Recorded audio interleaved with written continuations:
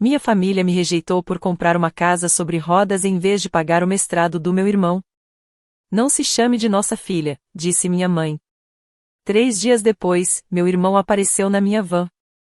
O que aconteceu em seguida me deixou sem palavras.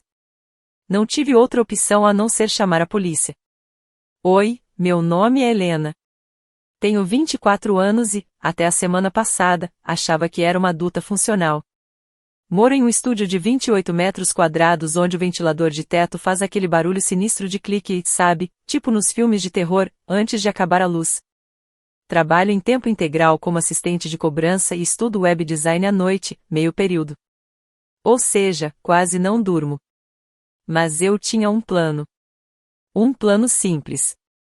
Sem festa, sem balões, sem confete, só eu e um sonho tranquilo, sair do aluguel absurdo e, um dia, ter algo que fosse realmente meu. Eu tinha economizado $19.000. Isso mesmo, 19 mil guardados com esforço, cortando cupons, sem tirar férias, dizendo não para tudo que fosse divertido, durante 3 anos seguidos. Meus pais sabiam disso. Meu irmão mais velho, Roger, também. Naquela noite, tivemos o tradicional jantar de domingo. Papai esquentou alguma coisa do congelador que parecia ter perdido uma luta. Mamãe já estava na segunda garrafa de Riesling. Roger, com 2 taças na mão, discursava sobre como a gerência intermediária é onde começa a verdadeira liderança, como se fosse alguma sabedoria divina. Eu fiquei ali, calada, ensaiando minha fala mentalmente. Comprei uma van. Comprei uma van. Comprei uma van. Quando meu pai finalmente perguntou, e aí, alguma novidade? Respirei fundo e fui em frente. Sim, eu comprei uma coisa. Mamãe levantou os olhos. Ah, uma van. O silêncio foi imediato e pesado. Roger arqueou a sobrancelha, tipo para acampar? Não, para morar. Papai franziu a testa. Quanto você gastou? 19 mil, respondi. Quase toda a minha poupança. Mamãe riu de verdade. Você tá brincando. Não estou. Pesquisei bastante. Tá em ótimo estado. Vou converter. Roger piscou devagar. Você gastou 19 mil para virar sem teto. Não é isso, me corrigi. Eu só quero economizar com aluguel enquanto termino a faculdade. Papai franziu mais a testa. E você nem falou com a gente antes? É o meu dinheiro. Mamãe se recostou. A gente achava que você estava juntando para algo de verdade. Isso é de verdade, dei de ombros. Roger já balançava a cabeça. E eu aqui, lutando para financiar meu mestrado. Você podia ter ajudado. Mas comprou uma lata velha. Não sabia que eu era legalmente obrigada a patrocinar o seu currículo. Não é isso que ele quer dizer, interrompeu mamãe. Na nossa família, a gente se apoia. É assim que funciona. Engraçado, falei. Não lembro muito bem de ter sido assim para mim. Não começa, papai advertiu. Eu não comecei. Fiquei ali, engolindo seco. Roger soltou um som que parecia uma risada. Se não queria fazer parte do time, era só ter dito. Economizar não é traição, retruquei. Você não só tomou uma decisão financeira ruim, rebateu mamãe. Você fez a gente passar vergonha. Essa me pegou desprevenida. Sério? Sério, ela repetiu. O que as pessoas vão pensar? Que nem conseguimos tirar nossa filha da rua. É uma van, não uma calçada. Esse não é o ponto. Não respondi. Roger girou o vinho na taça. Vai manchar minha imagem também. Você sabe como o mercado financeiro é fechado. Uau, disse. Então isso nem é mais sobre mim, né? Papai me olhou demoradamente. Você fez sua cama. Fiz uma base de cama, murmurei. De compensado. Tem compartimento embaixo. Ninguém riu. Estamos apenas decepcionados, disse mamãe, com a voz baixa e monótona. Você podia fazer parte de algo maior. Mas escolheu isso. Eu só achei que vocês iam ficar felizes por eu estar tentando, respondi, quase num sussurro. Roger se levantou. Todos nós fazemos sacrifícios, Helena. Talvez esteja na hora de você aprender isso. Minha mãe nem olhou para mim quando disse: se você quer viver como uma sem-teto, morando numa van, então não se chame de nossa filha. Silêncio. Uma parte de mim ainda esperava que ela voltasse atrás. Ou que ao menos me olhasse. Que alguém dissesse que era uma piada, que ela não quis dizer aquilo. Meu pai, o Roger, qualquer um. Mas ninguém disse nada. Talvez tenham sido 5 segundos. Para mim, pareceu um ano. Assenti devagar. Certo. Só isso. Sem discurso, sem ironia, sem drama. Apenas o necessário. Peguei meu casaco e fui embora. Não foi uma saída cinematográfica. Ninguém me seguiu. A porta se fechou atrás de mim e acabou. Nem me lembro de como voltei dirigindo. Quando percebi, já estava sentada na van. O colchão ainda encostado na parede, a cortina barata que eu tinha tentado pendurar tinha caído, como se tivesse desistido no meio do caminho.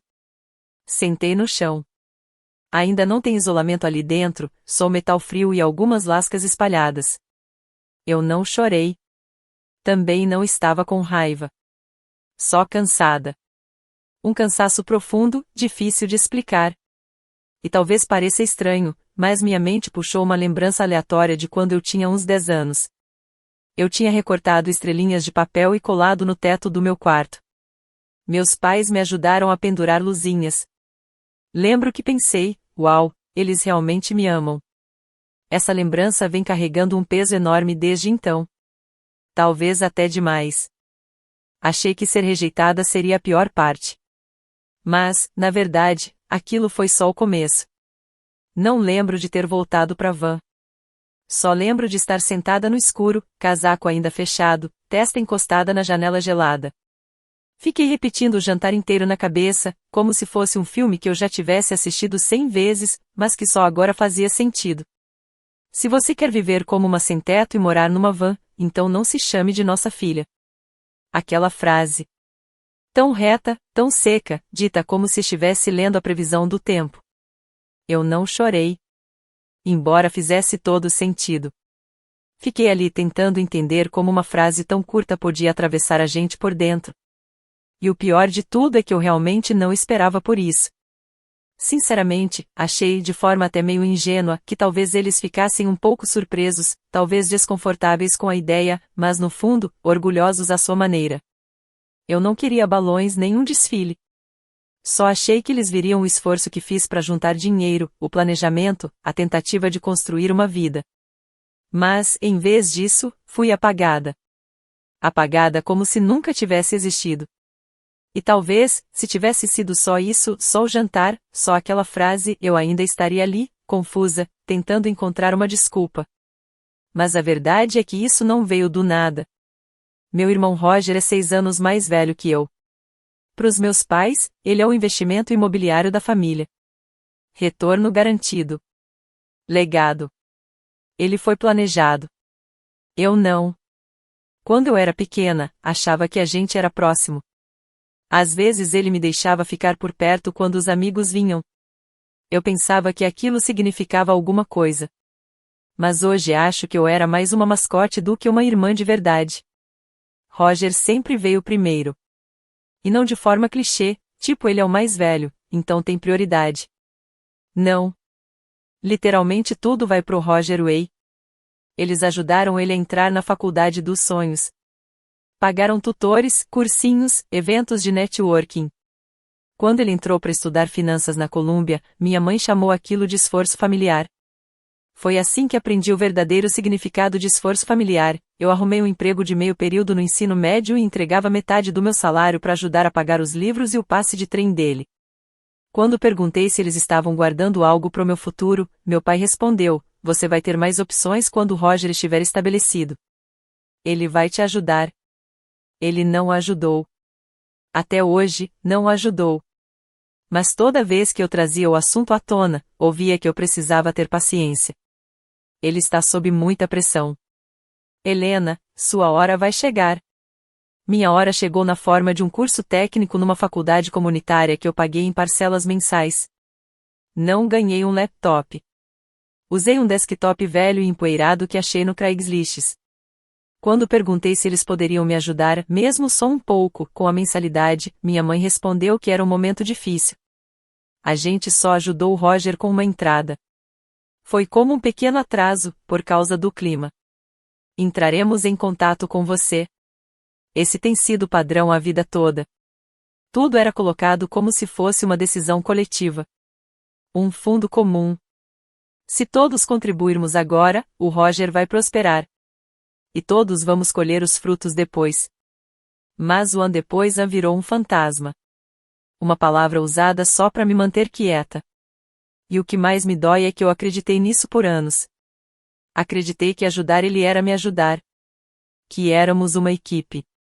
Que se eu continuasse me esforçando, sorrindo, carregando o peso, um dia eles olhariam para mim e diriam: Helena, agora é a sua vez. Nunca disseram. Quando me mudei para o meu estúdio minúsculo, eles não ajudaram com as caixas. Não ajudaram com o depósito. Minha mãe fez uma careta quando viu o lugar e falou: bem, foi isso que você escolheu. E sim, eu escolhi. Por que outra escolha eu tinha? Nem as roupas usadas eu recebi. O Roger se mudou para um condomínio de luxo com academia. Eu peguei uma cadeira dobrável da garagem. E ainda recebi uma mensagem passivo-agressiva do meu pai dizendo que mobiliar o próprio espaço constrói caráter. E o mais inacreditável é quanto tempo eu continuei com esperança. Aquela vozinha dizendo: talvez eles mudem. Talvez ainda vejam. Você nem percebe de início, mas essa esperança te deixa macia. Faz você duvidar de si mesma. E essa suavidade, eles usaram. Em cada jantar de família, em cada mensagem no grupo, era sempre uma versão da mesma história: estamos todos juntos nessa. Mas eu nunca estive. Eu só orbitava em torno disso. Achava que era só a filha quieta, confiável, que não pedia muito. Agora percebo que eu fui a que aprendeu a ocupar menos espaço. É como aquela lembrança da qual sempre me agarrei. Eu tinha 10 anos. Estava decorando meu quarto com estrelas de papel que eu mesma fiz. Meu pai passou e me ajudou a colá-las com fita. Minha mãe trouxe umas luzinhas de Natal e conectou na tomada. Ficamos ali por alguns minutos. Parecia quente. Bonito. Me agarrei àquela noite como se fosse uma prova. Prova de que eles me amavam. De que me viam. De que me ajudavam. Mas agora, já não tenho tanta certeza. Talvez eu esteja lembrando errado. Ou talvez eu quisesse tanto acreditar, que preenchi as lacunas. Talvez eles só ajudaram por tédio. Ou por obrigação. Ou porque o Roger não estava em casa e eu era o único alvo da energia deles naquele dia. Mesmo assim, quando contei sobre a van, eu esperava que eles lembrassem daquele momento. Que talvez ajudassem de novo. Ou pelo menos sorrissem. Em vez disso, chamaram de vergonha. De erro. De constrangimento. E quando minha mãe disse que eu não era mais filha deles. Acho que uma parte de mim, uma parte infantil, ainda esperava que alguém dissesse que ela não quis dizer aquilo. Que voltasse atrás. Mas ninguém voltou. Então, aqui estou. Dentro de uma van que ainda cheira a espuma de embalagem e esperança. Tentando desembaraçar uma história de família que só me reconhecia quando era conveniente. O pior de perceber que você nunca foi o favorito não é a injustiça. É a solidão. Você começa a questionar cada abraço. Cada sorriso. Cada palavra gentil. Foi real? Ou era só parte do roteiro, para te manter útil? Para te manter envolvida na escalada de outra pessoa? Às vezes ainda me pego esperando que eles liguem. Que alguém diga: estávamos errados. Agora vemos você. Mas, mais do que isso, eu só quero paz. Um cantinho do mundo que seja meu. Não emprestado. Não condicionado. Não sacrificado pela ambição de outra pessoa. É isso que a van é? Não é rebeldia. Não é crise. É só um ato teimoso e pequeno de construir algo para mim. Algo que eu não preciso explicar. Nem pedir desculpas. Algo que seja só meu. E mesmo que, por enquanto, sejam só 4 rodas e uma cama de compensado, ainda é mais do que eles já me deram. Eu não me afastei da minha família naquela noite. Eles me deixaram ir. Essa é a parte que eles nunca vão admitir. Aquela quinta-feira começou esquisita. Com que você não confia. Como o olho de um furacão. Ou aqueles 10 minutos depois que você entrega seu projeto final e começa a se convencer de que esqueceu de anexar o arquivo. Eu estava no meio de raspar um pedaço de madeira seca da janela da van quando alguém bateu na porta de trás. Nem precisei olhar. Ninguém mais bate daquele jeito, como se alguém estivesse em dívida com ele. Abri a porta. Lá estava ele. Rogério. Paletó bem alinhado, expressão entre um arrependimento moderado e uma confiança presunçosa. E aí, ele disse: Você tem 1 minuto? Eu devia ter dito não. Mas não disse. Dei um passo pro lado. Ele entrou olhando ao redor como se estivesse visitando uma exposição no museu. Bom, você tem estado ocupada. Não respondi. Ele apontou pro banquinho que eu tinha feito com restos de madeira e espuma. Posso sentar? Dei de ombros. Ele se sentou. Eu fiquei de pé. Estava pensando no que a mamãe falou, sobre te derrubar. Foi pesado, ele disse. Levantei uma sobrancelha. Só isso. Ele suspirou. Pagar tudo saiu do controle. Olha, eu sei que pedi muito ao longo dos anos, mas você sempre foi a pessoa em quem a gente podia contar. Aquela palavra de novo. Contar. Mas eu não vim pedir nada, ele disse rápido. Só queria dizer que você estava certa.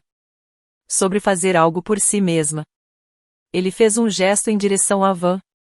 Quer dizer, é diferente, mas é esperto. Sem aluguel, minimalista. É, legal.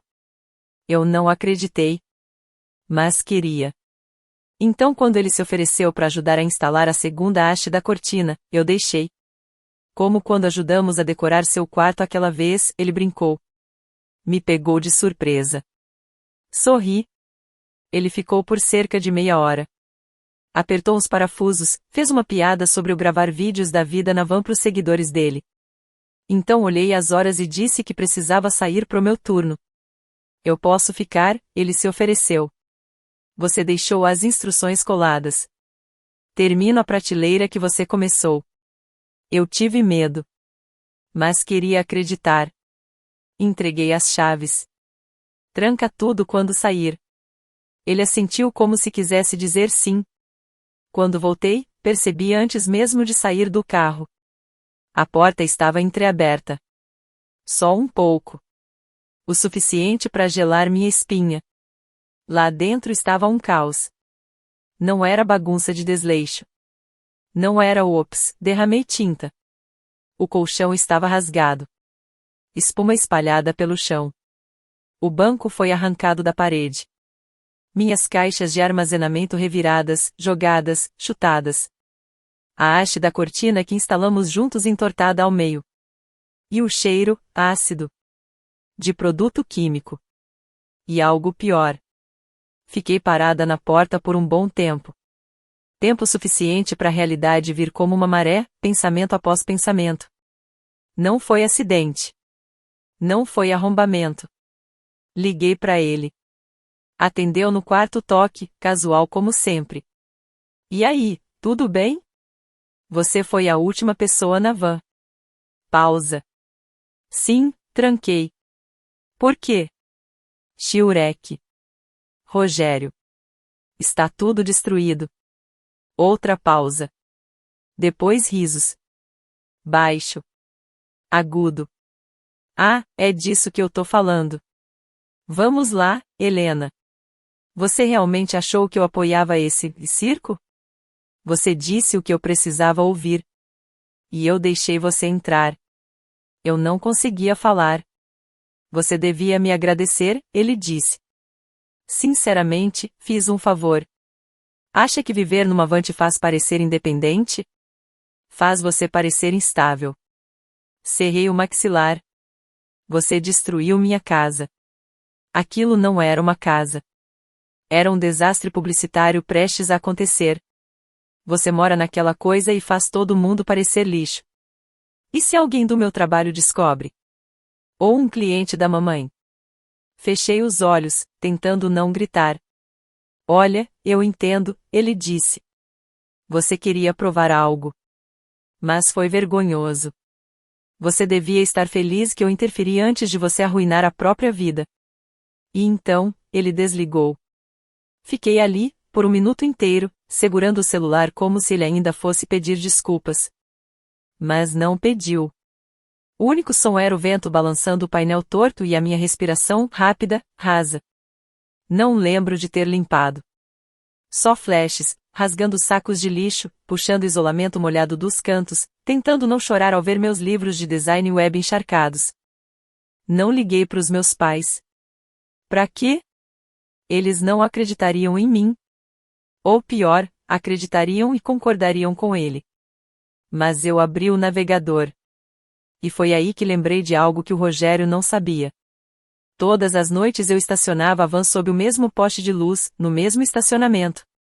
Aquele ao lado do antigo prédio da prefeitura. Aquele com a câmera de segurança. Não era por segurança. Era por precaução. Só não queria arriscar. E, de repente, eu tinha o que precisava. Conseguir a gravação não foi difícil. Acontece que, quando você conta para um funcionário da prefeitura que seu irmão destruiu sua van, e você tem a data, a hora e o número da guarita de segurança, eles não fazem muitas perguntas. Preenchi um formulário, esperei 24 horas e lá estava, imagens granuladas, mas de alta qualidade, do Roger entrando, ficando por cerca de 1 hora e saindo como se tivesse apenas levado o lixo para fora. Só que o lixo era minha vida. Levei a filmagem para a delegacia no mesmo dia. O policial que assistiu ao vídeo não disse muita coisa. Só rabiscou umas anotações e balançou a cabeça nas partes em que o Roger chutava uma das portas do armário e puxava a prateleira improvisada. Eu sentia um certo orgulho do vandalismo. Possivelmente um ato criminoso, ele disse. Quer prestar queixa? Pesquei. Tem como não fazer isso? Ele deu um leve sorriso. Algumas pessoas não gostam de denunciar a própria família. Fiquei olhando para a tela. O Roger tinha acabado de pisar nas minhas luzes de Natal como se elas tivessem insultado ele pessoalmente. Acho que ele desistiu desse título. A papelada foi registrada. O caso, aberto. E foi aí que o verdadeiro circo começou. Levou umas 48 horas para os meus pais descobrirem. Eu soube porque minha mãe me ligou 11 vezes seguidas e depois mandou uma mensagem: me liguem agora, família. A última palavra em caixa alta, como se fosse uma situação de reféns. Quando eu não respondi, ela ligou de novo. Atendi na 13ª vez. A voz dela estava áspera e furiosa. Como você pôde fazer isso com seu irmão? Eu ri. Não foi uma risada de verdade. Foi aquele tipo de pensamento vazio e silencioso que desaparece quando você já não sabe mais como processar as coisas. Ele destruiu minha van, eu disse. Destruiu minha casa. Você mora numa van, Helena. Você me deserdou por isso. Lembra? Ela ignorou. Você está prestando queixa. Você sabe o que isso pode fazer com o futuro dele? Estou ciente, respondi com calma. Ele já está afastado enquanto investigam. Se ele tem antecedentes, então não devia ter destruído a propriedade de outra pessoa. Ações têm consequências. Achei que vocês gostassem de ensinar isso. Isso não caiu bem. Meu pai ligou em seguida. Depois, o próprio Roger deixou uma mensagem de voz de 3 minutos, na qual conseguiu me insultar e se fazer de vítima ao mesmo tempo. Disse que eu o enganei, que armei uma armadilha, que eu estava arruinando o futuro dele por causa de uma pilha de madeira sobre rodas. Não respondi a nenhuma das mensagens. Depois vieram os e-mails. Parentes dos quais eu não ouvia falar há anos de repente tinham opiniões fortíssimas. Aparentemente, processar seu irmão que te chamou de instável e depois destruiu sua casa era ir longe demais. Um e-mail dizia: o sangue é mais forte que a justiça. Não sabia se ria ou se me enquadrava. A audiência aconteceu 2 semanas depois. Roger apareceu com um terno que provavelmente custava mais que todas as minhas economias juntas. Não olhou para mim uma vez sequer. Ficou encarando reto, como se a simples visão da minha cara fosse manchar o currículo dele. O juiz não demorou. A filmagem era clara. Os danos eram extensos. Ele foi condenado a pagar uma restituição de $118.750. E como não era a primeira vez que ele explodia, aparentemente já tinha rolado um incidente no trabalho que o RH havia abafado. Ele foi colocado em liberdade condicional. Uma semana depois, minha tia me encaminhou algo que ouviu por aí. A admissão do Roger foi silenciosamente revogada. A instituição não pode aceitar alunos com acusações ativas ou incondicional. Ela disse que ele estava devastado. Não respondi. Só fiquei olhando a mensagem. Estava feito. A van tinha desaparecido. O futuro que ele sacrificou também.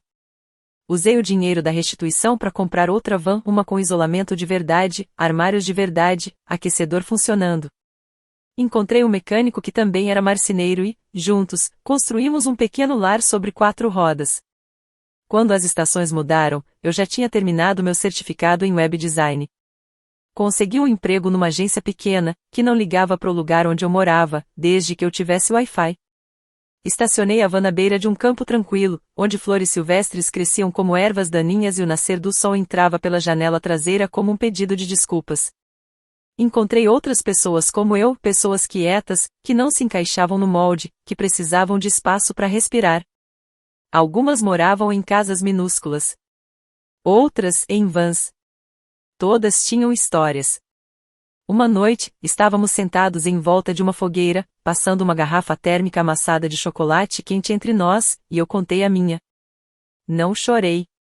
Não precisei. Ainda pensava na minha família. Não com frequência, mas às vezes, nos feriados, quando ouvia uma música que minha mãe costumava cantarolando enquanto lavava a louça. Quando me peguei quase mandando uma mensagem pro Roger perguntando em que emprego ele estava agora. 3 anos depois, ainda moro numa van, uma bem melhor, mas não por muito tempo. Consegui juntar dinheiro suficiente para dar entrada numa casa de verdade.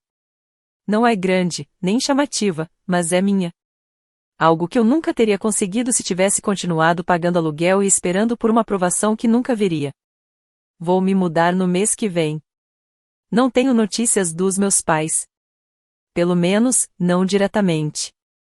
Mas sei que ainda andam dizendo por aí que eu desapareci. Como se eu estivesse perdida na floresta, sem sapatos e com uma bússola quebrada. Roger, pela última vez que ouvi, ainda está trabalhando. Não em finanças. Algo com contrato, e esquecível. Ele perdeu o apartamento, mudou de vida e tentou recomeçar. Espero que essa fase dê certo para ele, mas a gente não se fala, e acho que nunca vai acontecer. De qualquer forma, foi isso que rolou. Se você chegou até aqui, obrigado por ouvir. Sério, eu não sei. Talvez eu tenha ido longe demais. Talvez não o bastante. Você me diz. Deixa um comentário. E se curtir histórias assim, se inscreve aí.